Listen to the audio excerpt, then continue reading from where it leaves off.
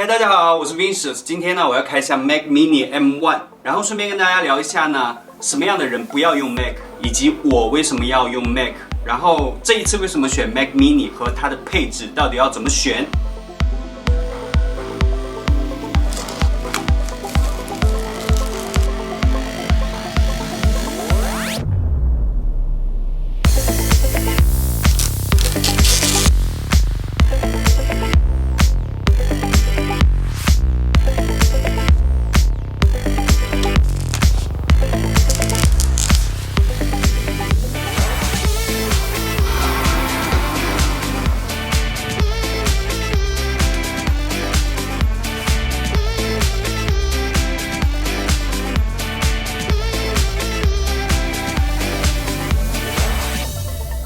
好，刚才你们看开箱的时间呢，我就去吃了个晚餐。但是在吃饭之前呢，我跟一个朋友说，我买了新的 Mac Mini， 然后他也刚好提到他最近也想买新电脑，我就顺口说 Mac 不错啊。然后他身体微微向后侧，然后微笑着对我说，我不用苹果的。就在那一刻，连 iPhone 都不屑用的他，对我发出了圣洁的光芒，仿佛对我说，哼，烦人啊。吃晚餐的时候我就在想，什么样的人不要用 Mac？这种人呢，生是 Windows 人，死是 Windows 鬼。你问他为什么不要换 Mac， 他会告诉你很多 Windows 的优点。就在你要用 Mac 的优点反驳他之前，他会淡淡的丢出一句 Mac 玩游戏不爽啊。也确实这一句就可以让你哑口无言。他可能不知道 Mac 有什么优点吧，但他可能也不想知道。他应该是个游戏控。Windows 和 Mac 的区别应该就在于玩游戏爽不爽，但他也有可能是个伪游戏控，拿游戏来做挡箭牌。如果要他换 Mac， 他就觉得自己的净土被侵犯了，不为什么别的，就为了尊严而坚持，为了道德而抵制。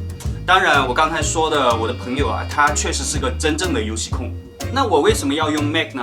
其实用了10几年的 Windows 电脑啊，第一次要换 Mac 的时候啊，我也是有很多顾虑啊，比如不能自在的玩游戏，以及我暂时想不起来。但我总觉得啊 ，Mac 的声誉那么好啊，肯定是有它的理由，只是我还不够了解。毕竟很多各行各业的高手啊，也都是用 Mac 来工作的啊。我当时买 Mac 的时候呢，也就是想用它来剪片，所以就有顾虑但没犹豫的走上了 Mac 这条路。那时候就感觉啊，用 Mac 的人非常高端啊，小孩子才玩游戏。于是2015年的时候呢，我买了第一台的 MacBook Air。我掏出我长长的想玩的游戏列表，竟然没有几个是可以在 MacBook Air 上玩的。我就这样无奈的从小孩子变成了大人。不过刚好那时候手游啊开始盛行，我也慢慢的放下用电脑玩游戏的习惯。关于从 Windows 系统换到 Mac 系统的感觉呢，如果你有从安卓手机换到 iPhone 的经历，你就会了解。Windows 和安卓系统呢比较开放，所以也比较复杂，大家需要花比较多的时间去研究这个系统要怎么样去操作。Mac 和 iPhone 的系统呢非常简单直接，你不需要花时间去摸索这个系统怎么操作，直接就可以开始使用你想用的软件。所以很多 Windows 的用户呢觉得我已经花这么多时间来了解这个系统了，我是不会把它放下，然后再去摸索一个新系统的。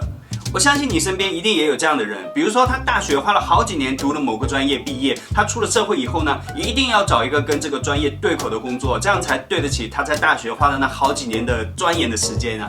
假如说你叫他去转行做一个不出力不动脑，反而可以赚更多钱的工作啊，他是不会做的。这种事情对他来说是欺师灭祖的行为。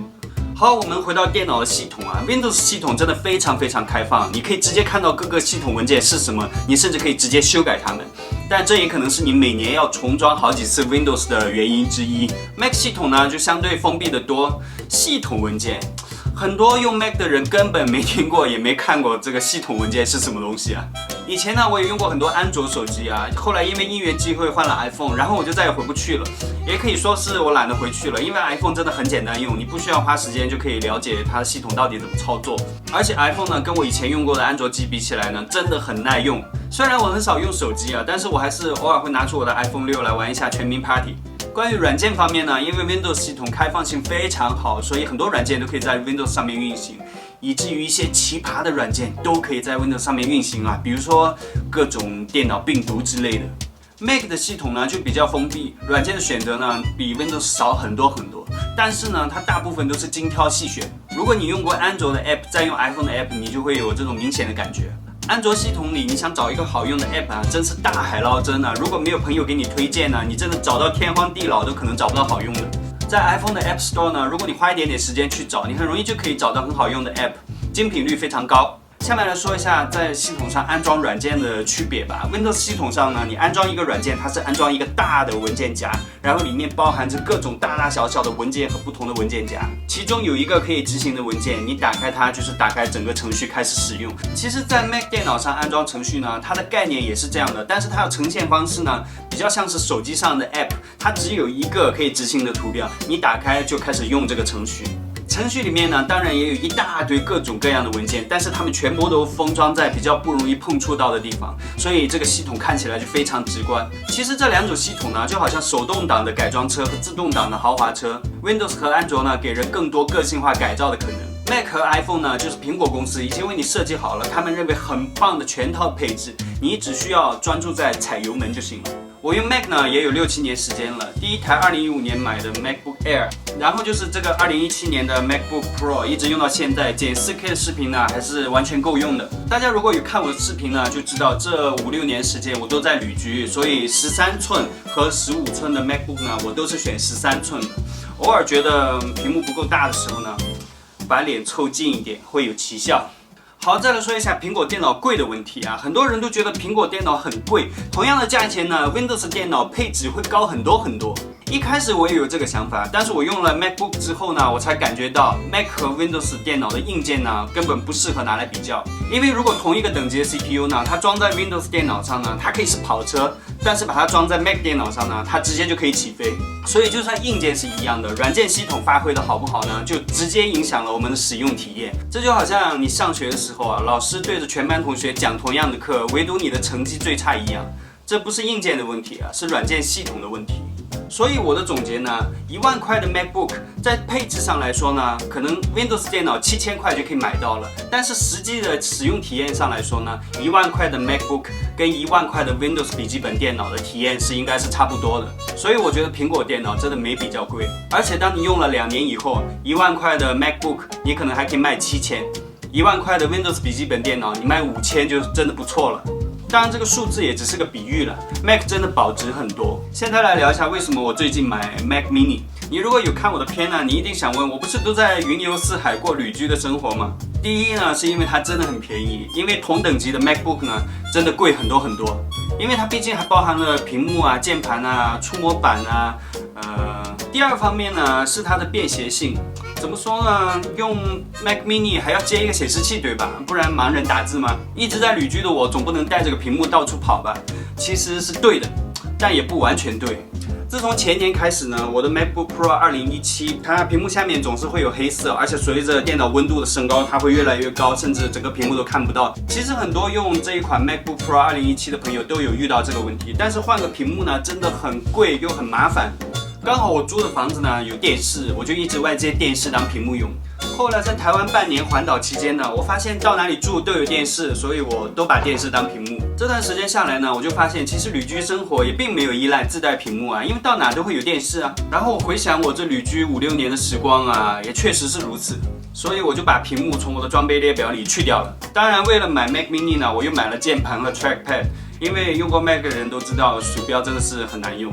键盘我是在淘宝买的罗技 K380， 因为现在我住台湾呢，台湾的键盘上面全部都有注音符号，就是一大堆乱七八糟的我不会用的东西，所以我觉得台湾的键盘呢没有办法做到极简主义设计。